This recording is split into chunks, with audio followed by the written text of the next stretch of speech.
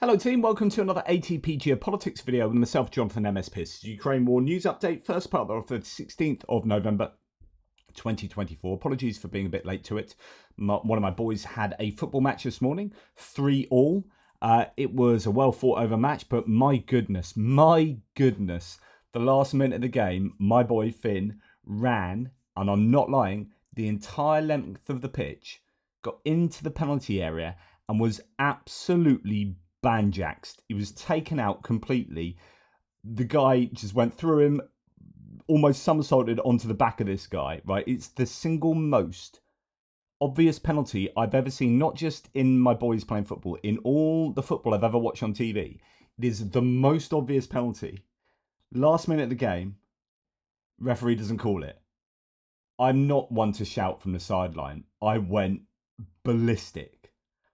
Not only was it an insanely good run that Finn made, but it was like every day that one of the opposition parents came by and said, that was so obviously a penalty, I had to turn my back and look the other way. I was a bit embarrassed. Unbelievable. Anyway, so that's my whinge of the day. Right. Ukrainian general staff figures for the Russian losses for the day before. All the usual caveats apply. And you can find those caveats in the description to the video below. 1,650 personnel lost is another incredibly high number of people to lose in a single day from the battlefield. 8 tanks is pretty much on the nose of the daily average. 26 troop-carrying AFVs is above the daily average. 28 artillery systems likewise. 69 vehicles and fuel tanks is a pretty high number there, and 6 pieces of special equipment. So the personnel number, we're skewed at the moment because our sense of like what's a high number is just being thrown out the window as the weeks and months go by. 1,650 is phenomenal. So the Ukrainians definitely incurring costs on the Russians. The Russians are still, though, making those gains. I'm hoping to do a mapping update this afternoon, and we can see how much of a gain they have made across the front line. They are, however, losing inordinate amounts of troops and pieces of equipment, as we know from visually confirmed data. Andrew Perpetua says, I have a massive backlog of 1,944 items to work through, of which 483 are vehicles. It will take me a long time to catch up. This is why no lists have come out recently. This was a week from hell, record-shattering output in videos and video clips several days in a row. And that fits in line with record-breaking numbers of equipment we've seen in terms of daily, weekly and monthly rolling averages, and the records being broken in personnel losses, in vehicles and fuel tank losses, etc., etc. So there are just huge, indisputably so, huge numbers of losses. Certainly for the Russians, less so for the Ukrainians, but they have less to play with. So it's, you know, the way that we look at the data is somewhat different with either side. Nonetheless, the Russians are being made to pay, that is for sure. Now, War Translated's Dmitry says, Russians mourn while we note a new record. A 48-year-old Russian serviceman with no prior military experience, died in the meat assault just 12 days after signing a contract with the MOD. So again, it's like we do every single day, it's piecing together these bits of the jigsaw. So Russia struggling for manpower?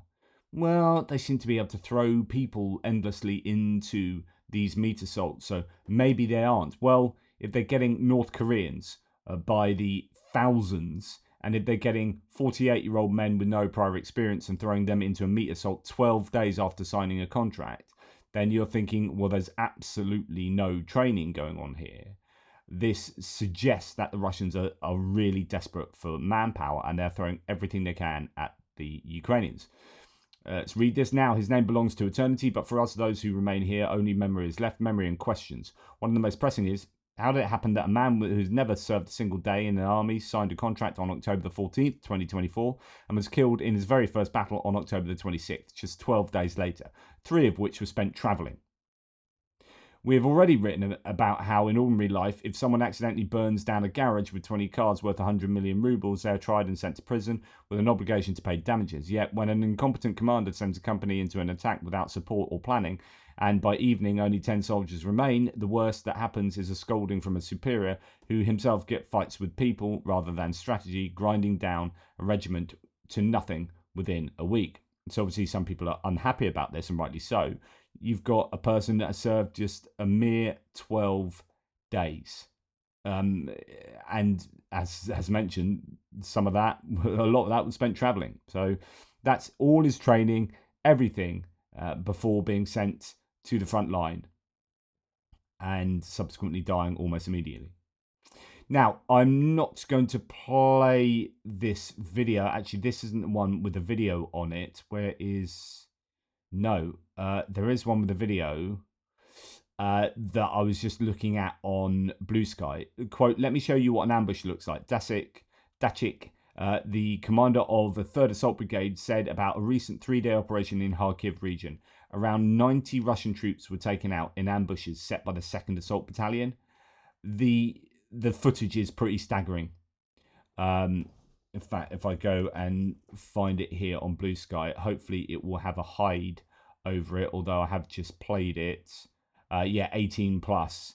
It's that one there. War Translated has it. It is absolutely staggering, just the sheer number of dead bodies. Absolutely incredible.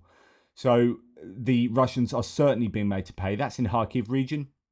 Now, I don't know whether that is on the northeastern front line or up in the 2 just north of the city of Kharkiv, but ambushes have been set, and there is verifiably huge numbers of dead bodies, Russian dead bodies. Quite incredible.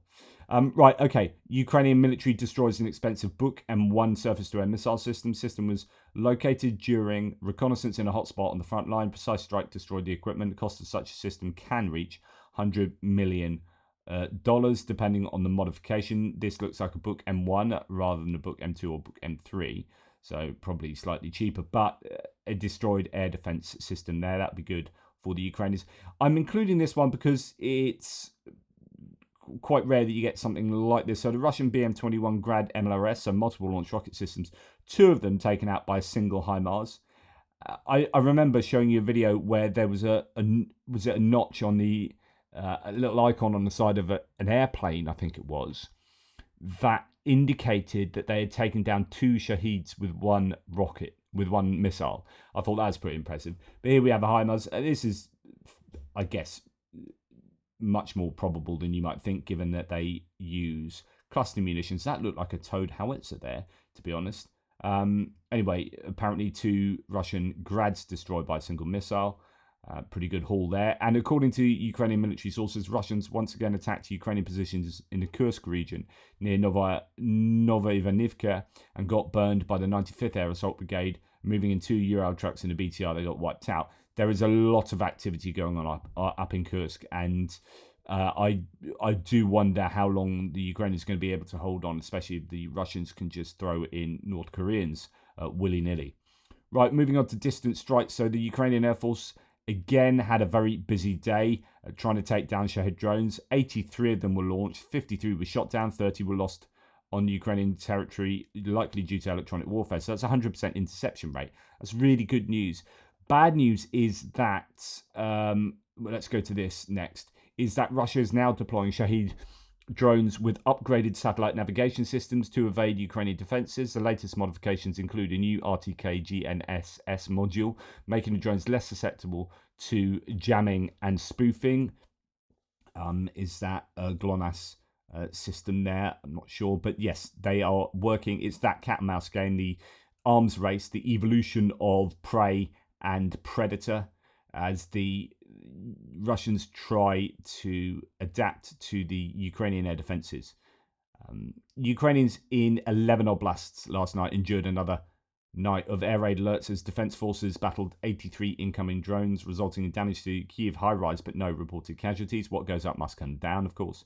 Here's Odessa. I won't play the noise because it'll probably get restricted, but quite an incredible bit of footage showing the mass of air defenses shooting up at Russian drones. It's quite incredible. That really is incredible. Anti-aircraft engagement over Odessa there. Look at all those tracer bullets. So for each of those tracers, There will be countless other rounds flying in the air as well. All sorts of different air defense systems working there.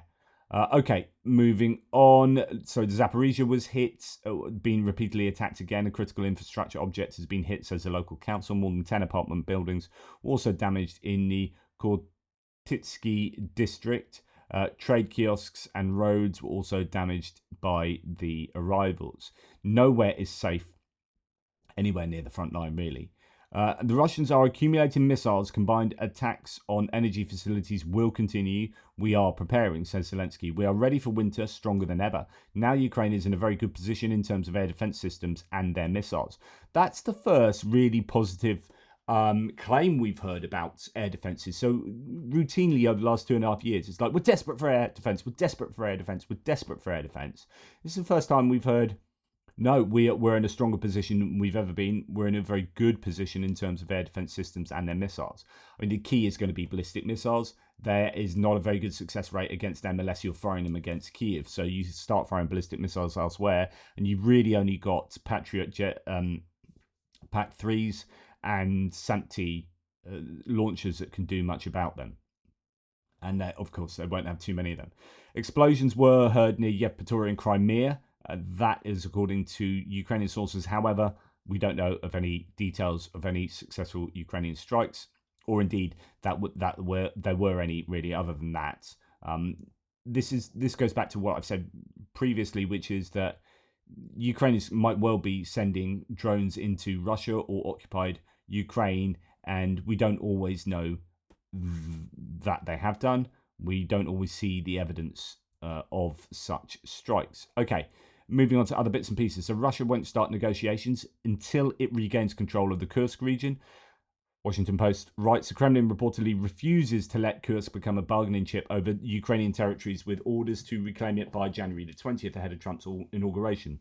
Now, this gives you an indication as to why Ukraine are labouring keeping hold of Kursk. It is indeed a massive bargaining chip. If Kursk fell to the Russians again, then the Russians would probably go into negotiations much more easily, and that would benefit the Russians. So the Ukrainians are trying to force the hand of the Russians not to negotiate, because if you negotiated on January the 20th, it would probably come to the advantage of Russia. This is my speculation, of course. So holding on to Kursk for them is incredibly important. Or even if it does come to negotiations, then it's a very valuable chip, even though Putin says we're not using it as a chip. So, yeah, the Russians don't want that to be used as a bargaining chip. Quote, any deal needs to reflect the realities on the ground, said Putin, referring to Russia's hopes in recapturing Kursk. In other words, if we put that through the translation into honest speak, that's any deal needs to be to the benefit of Russia. And of course, that's what you do with deal. Like that's not to criticize Russia necessarily. I mean, I'm massively criticizing Russia for invading a sovereign nation. But in terms of doing a deal, any side wants to get the best deal for them possible. I think what Russia really wants to do is frame the deal in a way that is just, well, no matter what happens here with the outcome of this negotiation, Russia will be benefiting. It will be to the advantage of Russia, and I think that's almost certainly going to be the case, because you've already had people involved in negotiations, such as Trump himself, Trump and others, and Vance, I think, was saying this, laying out the cards already, saying, well, they're going to have to cede some territory. You don't go into negotiations already giving up stuff. You go in with your maximalist outcome on the table. So this is what we want. So the framing of the negotiations is already massively to the favor of Russia, because two of the most senior people the two most senior people in the incoming US administration have already given stuff to Russia effectively in the negotiations. So it's so frustrating. Now, Zelensky, on the other hand, has established clear prerequisites for himself for potential negotiations with Russia, emphasizing Ukraine's need for strength and international support. He emphasized that Western partners should continue recognizing Russia as the aggressor, and negotiations should include Ukraine, elements of Ukraine's victory plan to reach a just peace. Quote, Ukraine must be strong and not alone with Russia. How can there be negotiations with a killer? If we talk to Putin without being strengthened, this is a losing position for Ukraine from the start. This isn't about a just peace, and that's really important. Now, what is frustrating for me is that Trump and Vance aren't interested in a just peace. They've never said just peace. They said, we want peace. Both sides want peace. We want peace. It was only, unfortunately, it's irrelevant now, but it was the Harris administration that would have been, we're talking about a just peace, along with Ukraine, which is a peace that reflects justice. I don't think that's at all a concern of the Trump administration, not one iota. It's not once been mentioned by them. So I think any negotiations will be problematic, will be a real challenge for Ukraine. Now, Ukrainian Review, well, actually, Reuters reporting that at least 3 Russian refineries have had to halt processing or cut runs due to heavy losses amid export curbs, rising crude prices, and high borrowing costs. So that's more from a financial point of view than from the damage point of view. That's exports, crude prices, and borrowing costs. The 3 plants, Tuapse, Ilsky, and Novoshakhtinsky, have suspended or cut runs in recent months. Now, Tuapse has also been hammered by drone attacks, and I can't remember the other 2, though. As Spravdi here says, Stratcom Center, another shoe drops for the Russian economy. Russian oil refineries are now struggling with rising costs, falling product prices, and high borrowing rates, causing losses of 3,000 to 10,000 rubles per ton. Smaller plants face shutdown risks as profit margins worsen after the central bank's rate hike. This is the importance of keeping the boots on the neck of the Russian economy. The US Treasury Department has to keep those sanctions tight. I'm so worried about the incoming administration. Has to continue. The EU needs to keep it up. Japan and all the allies need to keep it up. And this will then, if the pressure is kept up, lead to spiraling issues for Russia and the capitulation of Russia in the war. And it will start, my opinion is it will start with an economic collapse. That's how Ukraine prevails in this war. That's how important it is for the US Treasury Department to keep up the pressure on Russia. Now, if the incoming administration lifts sanctions as one of the first things they do, or at all, then you know, this is my prediction, you know which side of the fence they sit. If they lift sanctions, that will be absolutely criminal. Now, there is a theory that we talked about how lowering the cost of oil could be one way the Trump administration, by pumping more oil into the global marketplace, is one way they can force the oil price down and stop Russia being able to make money. There are some theories that actually Trump is so obsessed with oil prices that he will allow Russia to pump more oil and allow them to export more oil as a way of keeping the oil prices down. So not so much about the US pumping more, but about allowing Russia to pump more, and that might well be counterproductive, obviously, to Russia capitulating economically. Anyway, that's all speculation, but it's interesting to see how both sides are dealing with early talk of negotiations, and indeed talk of early negotiations. All right, thank you for watching. Please like, subscribe, and share. Really appreciate your support. Take care, and I'll speak to you soon.